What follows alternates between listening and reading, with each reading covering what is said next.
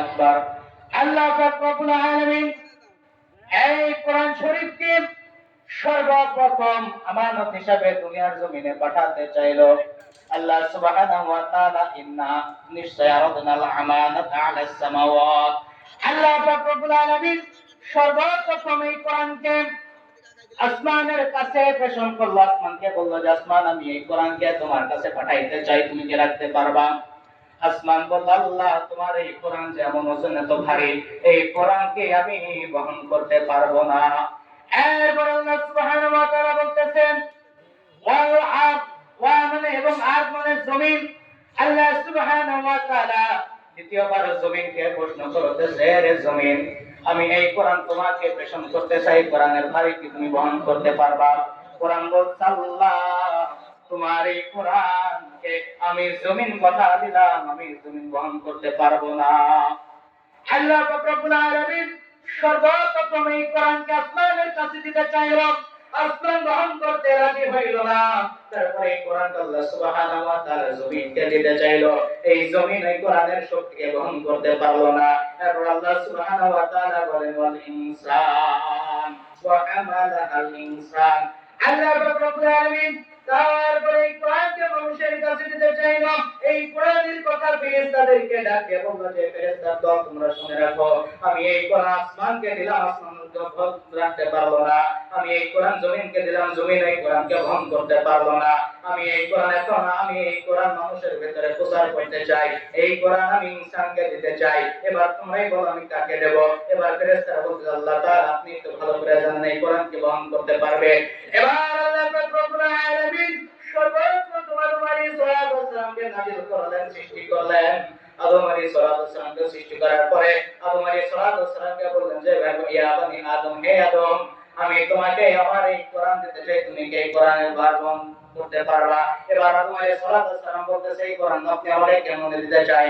আল্লাহ পাক রব্বুল আলামিন বলতেছে, আমি এই কোরআনকে তোমার কাছে আমানত হিসেবে দিতে চাই, তুমি কি আমার এই কোরআন আমানত হিসেবে নিতে পারবা? আদম আলাইহিস সালাম বলতেছে, হ্যাঁ আল্লাহ পারবো। আল্লাহ তাআলা তখন বলল যে আদম, তোমার কাছে আমার একটা শর্ত আছে, সেই শর্ত হলো কি জানো? আমি এবার আদম আলাইহিস সালাম বলতেছে, আল্লাহ বলুন আপনার শর্ত।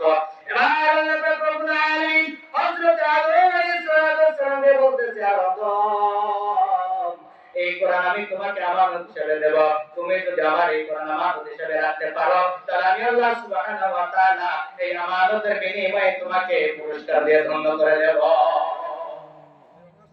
এবার আদম আলাইহিস সালাম আল্লাহ পাক রব্বুল আলামিনের কাছে বললেন, আল্লাহ আমি যদি আপনার এই কোরআন আমানত হিসেবে রাখতে পারি, আপনাকে পুরস্কার দেবেন, আর যদি এই কোরআনের খেয়ানত করে ফেলি আপনাকে কি দিবেন? আল্লাহ তাআলা বলল, তুমি আমানত হিসেবে রাখলে তোমাকে আমি পুরস্কার দেব, আর তুমি যদি এই কোরআনের খেয়ানত করে ফেলো, আমি আল্লাহ কথা দিলাম আদম তোমাকে কঠিন শাস্তির ভিতরে দিয়ে দেব। এবারে আদম আলাইহিস সালাম আল্লাহ তাআলাকে বলল, আল্লাহ আমি আপনার কোরআন নেওয়ার জন্য আল্লাহ সুবহানাহু ওয়া তাআলা কোরআনের উপর দিয়ে দিল। আদম বলতে আদম জাত মানুষের উপর আল্লাহ সুবহানাহু ওয়া তাআলা এই কোরআন দিয়ে দিল।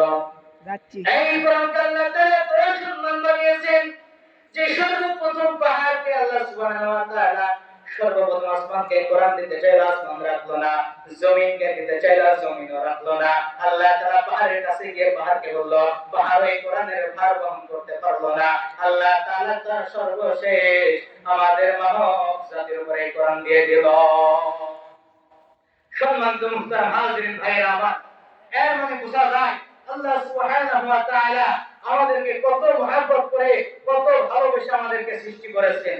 আল্লাহ সুবহানাহু ওয়া তাআলা শ্রেষ্ঠ সেরা শ্রেষ্ঠ জীব হিসেবে মানব জাতিকে সৃষ্টি করেছেন। আল্লাহ তাআলা আমাদের কত সম্মান দিয়েছেন। যেই কোরআন আল্লাহ আসমানে দিল, আসমান ভর রাখতে পারলো না। এই কোরআন জমিনকে দিল, জমিন ভর সহ্য করতে পারলো না।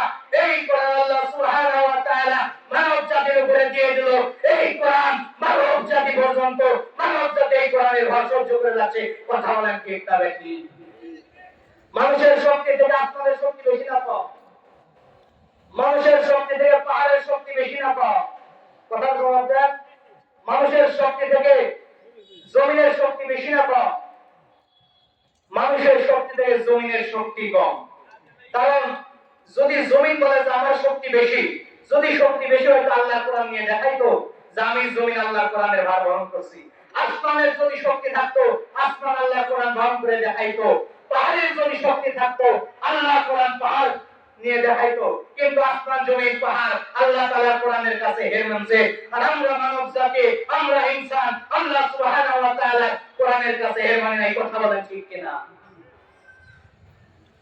এর মানে বোঝা যায় আল্লাহ সুবহানাহু ওয়া তাআলা আমাদেরকে কম দামি করে দুনিয়ার জমিনে পাঠান নাই। আল্লাহ নিজেই বলছেন যে মাশরাফুল মাখলুকাতের ভিতরে শ্রেষ্ঠ জীব আমি মানব জাতিকে দিয়েছি। সুবহানাল্লাহ।